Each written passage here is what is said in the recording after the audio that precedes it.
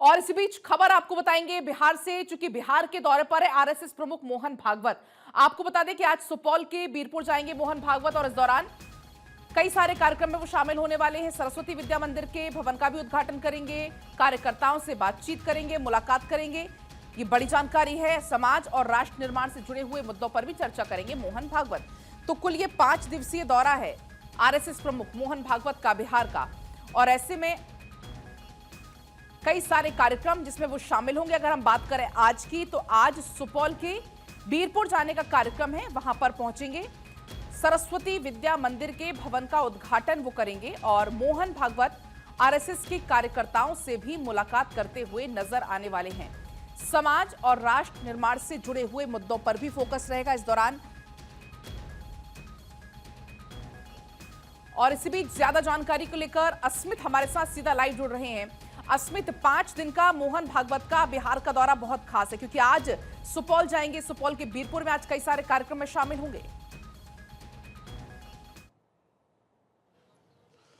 नहीं, देखिए 2020 के बाद पलक ये सुपौल दौरा संघ प्रमुख मोहन भागवत का 2020 के बाद ही ये दौरा है। और आज तो पहले वो कल पटना पहुंचे थे, पटना से मुजफ्फरपुर गए, मुजफ्फरपुर के बाद आज उनका सुपौल जाना है। सुपौल में एक सरस्वती विद्या मंदिर का उद्घाटन करेंगे संघ प्रमुख, उसके बाद वहां स्वयं सेवकों के साथ बैठक भी करेंगे।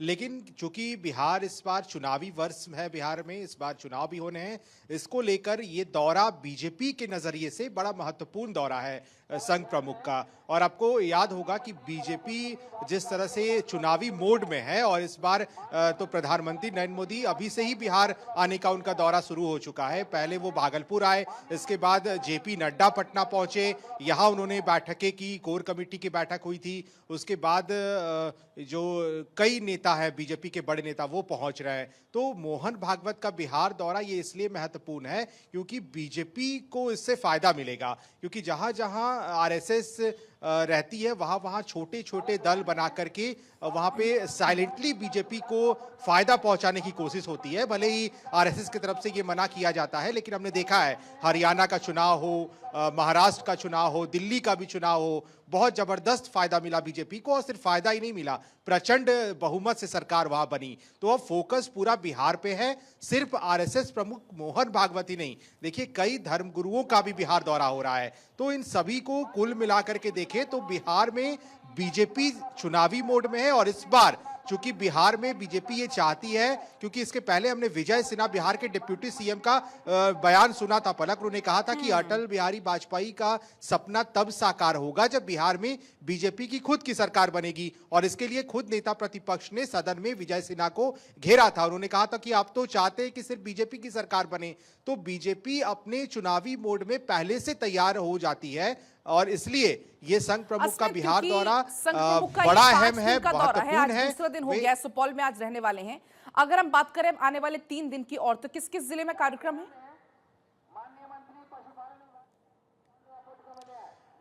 नहीं, मुजफ्फरपुर में रात्रि विश्राम कल था और आज भी वो मुजफ्फरपुर में ही थे। सुपौल जाएंगे, उसके बाद अलग अलग जिलों में भी किसी किसी जिले में उनका एक बैठक होना है आरएसएस के तमाम लोगों के साथ, और उस बैठक में कई बातों पर चर्चा होगी। तो कुल मिलाकर अब क्योंकि वो कल ही पहुंचे थे पटना, तो अब 4 दिनों का दौरा शेष बचा हुआ है। आज सुपौल है, कल फिर मुजफ्फरपुर होगा, और फिर अन्य आगे का जो कार्यक्रम है वो भी तय किया जाएगा। फिलहाल कौन कौन जिले संघ प्रमुख जाएंगे ये फिलहाल वो पूरा शेड्यूल नहीं है, लेकिन हाँ ये कंफर्म है कि संघ प्रमुख मोहन भागवत अलग अलग जिले जाएंगे इन 5 दिनों में, और वहां बैठक करेंगे। साथ ही बीजेपी को साइलेंटली कैसे मदद किया जाए इसको लेकर भी आरएसएस की तरफ से कवायद अभी बिहार में जारी है।